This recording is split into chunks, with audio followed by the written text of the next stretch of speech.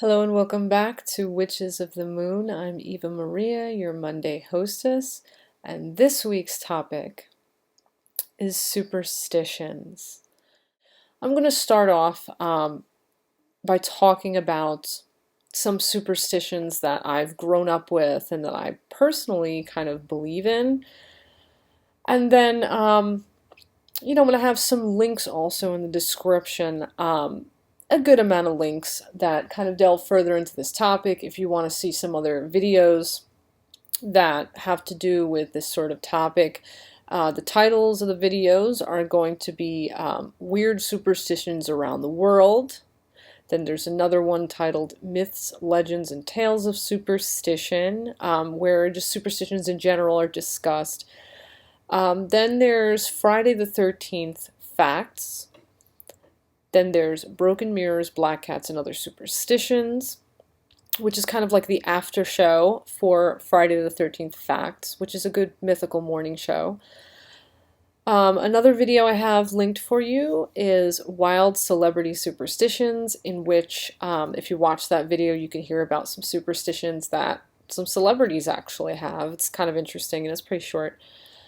Then I have all things Victorian superstitions, which I think is pretty interesting. And the final video I have linked is Superstitions Around the World on Death and Dying. It's interesting because it talks about superstitions in particular that relate to death and dying. Hey Nixie Pixie, my little familiar Nixie is here with me. Hey baby. Anyway, sorry. So let me get started on superstitions that I kind of grew up with, superstitions that are very familiar to me. One thing my mother always told me is never to give a handkerchief as a gift. Her reasoning behind this is that it's kind of like you're waving bon voyage to someone, like you're waving goodbye. She said that it puts distance between people. So I was always told, and I have never gifted a handkerchief to anyone because, I don't know, growing up with that, I was like, let me just not test that one out. So yeah, I've never gifted a handkerchief to anyone as a gift because it is waving goodbye to someone. It is like saying goodbye. It puts distance between people. Another superstition that I was raised with is that if you have a pair of scissors in your home, you put it down or whatever, you don't leave them sitting open. The reasoning behind this is that the blades supposedly they put aggression into the atmosphere, and if you leave a pair of scissors sitting open, it can create an aggressive atmosphere. It can create fighting between people. So for a peaceful home, you always keep your scissors closed. That's what I was raised with. I believe it, I can see the symbolism there. So, I always, it's funny, even at work, if I walk to a station at work, an area, and I see someone left a pair of scissors open, I will close them. It's just, I don't know, it's a thing I do. I was also raised with the belief that the place where you eat, the table or the surface where you eat, you do not put your money on the table. And the reasoning behind that is that it's symbolic. If you have your money on the table where you eat, it's symbolic of eating your money, and then you will be poor always. So, I mean, my mother, God forbid you were going to put your purse or your wallet or your cash on the table. My mother would be like, no, it's bad luck. So to this day, I don't tempt that. I will not put my money where I eat. It can be a counter that you don't eat at. It's one thing to be like a counter or a little like side table, somewhere you don't sit and have your meals. The thing is, it's as long as you're not eating there, you're not going to eat your money. So if you're not eating there and it's a surface, you can put your money there. Just don't put your money where you eat. At least if you're going to follow that superstition. What else? I want to talk about the itching hands thing. I have heard of other people that believe in this. I personally do believe in this. I believe that now I don't know if this matters about the hand you write with or not. I write with my right hand, so lefties, I don't know if this will be different for you. But in my experience, if your right hand itches, like anywhere on your hand, you're going to gain money. If your left hand itches, you're going to lose money. Funny enough, I have a recent experience related to this that it's so funny because it kind of rang true. I was in a store and I was telling myself I'm only going to get certain things, just certain things I need. And you know how sometimes you go into a store and you want to buy one thing and then you don't walk out with that one thing. You walk out with 10 things, maybe including the thing you came in for, maybe not. But you like come out with more than you wanted to come out with. Well, I'm shopping and I'm carefully shopping or whatever, and but I'm like, oh, but I need this, and while I'm shopping, my left hand started intensely itching. And so I'm like, oh man, that's usually the omen where you lose money, and I'm like, well, but I had to get certain things, and certain things was just, and I didn't realize, how carried away I was getting. When I got to the register, my bill was pretty high, and I was like, oh man, yeah, that made sense. My hand did itch like crazy, just out of the blue, like nothing touched my hand. I wasn't having a reaction to anything. It was just, my palm was just itching intensely for no reason. And I did end up spending a lot more money than I was planning to spend. But I was like, well, it is what it is. But, to this day, if I have my right hand itch, for me, I see that as money will come. And if my left hand itches, I'm like, I'm going to lose money. And I mean, maybe some people don't believe in these and you don't have to believe in them. I find for me, at least the ones I believe in, they ring true. And that's another thing. I don't believe that every single superstition all the time is going to be true. Certain ones I believe in, certain ones I don't. I mean, you're probably going to be the same. You may not believe in them at all. You may believe in certain ones. You may not believe in others. I say just, hey, if you find that something is true for you, then it's true for you. It's not necessarily true for everybody, but, superstitions are just kind of that way. That said, let me talk about this other one that is a little odd that I remember growing up with. And it only came up like once or twice. As a child, kids play, they do all sorts of weird little things. Well, one time I remember I think there was sunlight coming in through a window or something. There was like sunlight or something. And I was playing with my shadow. And I went like this. I put my hands like this over my head like this. And the shadow looked like an eyeball, And I said to my mom, oh, look, I'm an eyeball. And my mother turned to me. She goes, don't do that. She goes, that's bad luck. And she never really explained that one, but I have some speculative thoughts on why that might be bad luck. The first, most obvious thing that pops in my head is that because it looks like an eyeball, maybe my mom, I don't know if this is the truth, maybe she saw that as kind of somehow relating to the evil eye, or the symbol of the eye. Maybe for her it was like evoking the idea that someone else could be envious toward me. I don't know. That's just speculative. My other theory is that I don't know if maybe it wasn't superstitious at all. That's what I'm thinking, partially maybe. I think my mother could have been trying to dissuade me from making this gesture because my father he was a veteran of a war. Not an American war. My father was in the Portuguese army, and he was a veteran of war. And I don't know if this may have appeared like surrender, as in like prisoners of war surrendering to the other side, and my mom might have been like, don't do that, because maybe she was afraid if my father saw me, maybe she was afraid he would start thinking about the war. I don't know. It's just speculation.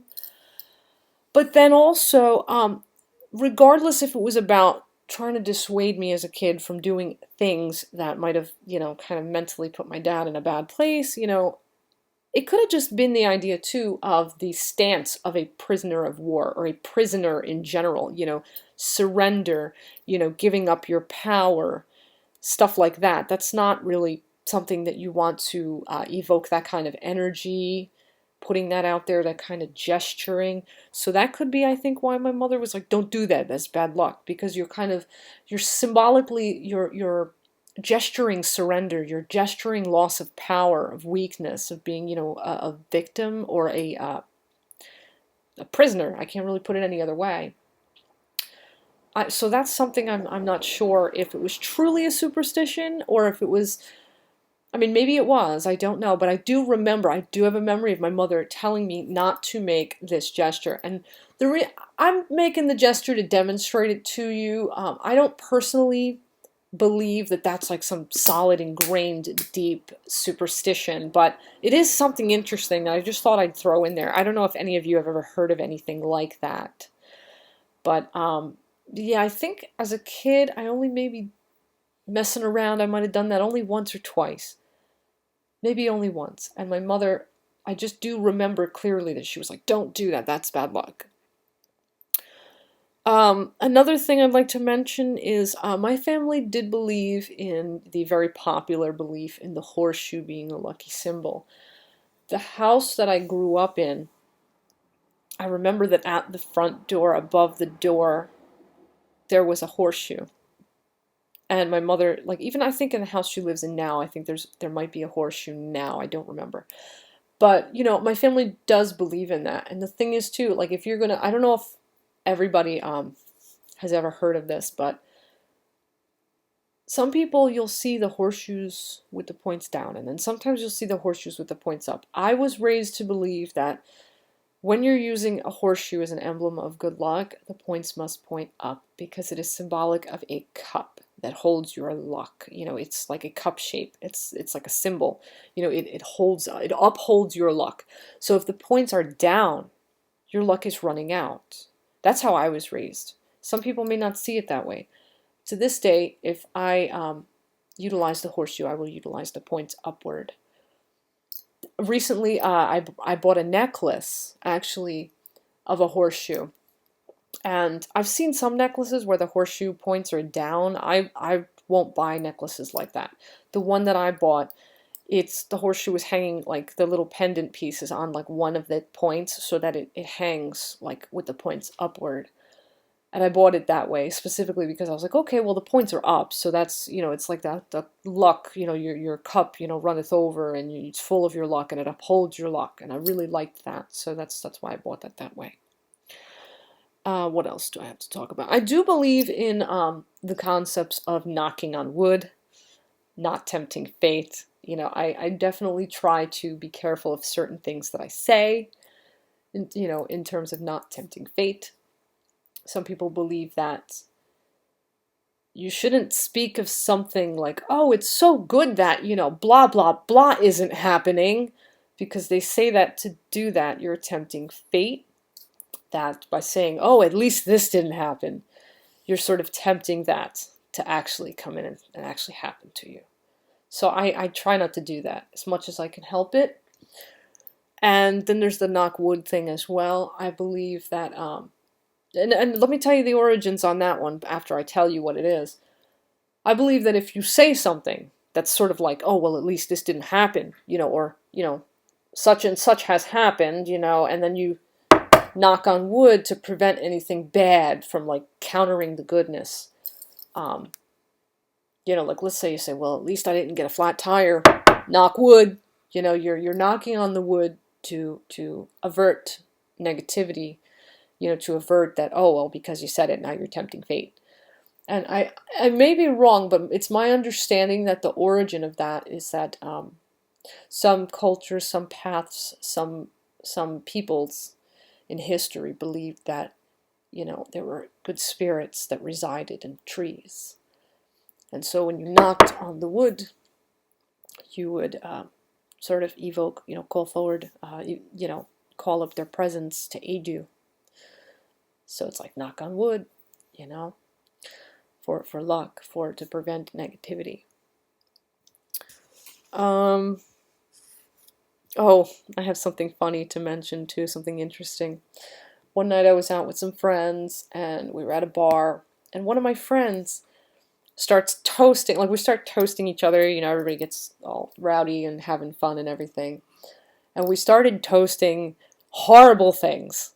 And or at least that person started. And we're like, why are you doing that? And then the person leans in and whispers, well, because if you toast good things, negative spirits will hear you and they will counter what you've toasted. So he's like, to trick them, we're going to toast negative things. And then the negative spirit, they'll try to come in, the spirits will try to come in and they'll try to counter what we're toasting, and instead good things will happen. So we're like, two accidents, to this, to that, to that. And our night was awesome. We didn't have anything bad happen, but it was just an interesting and funny interpretation. An interesting superstition, an interesting belief.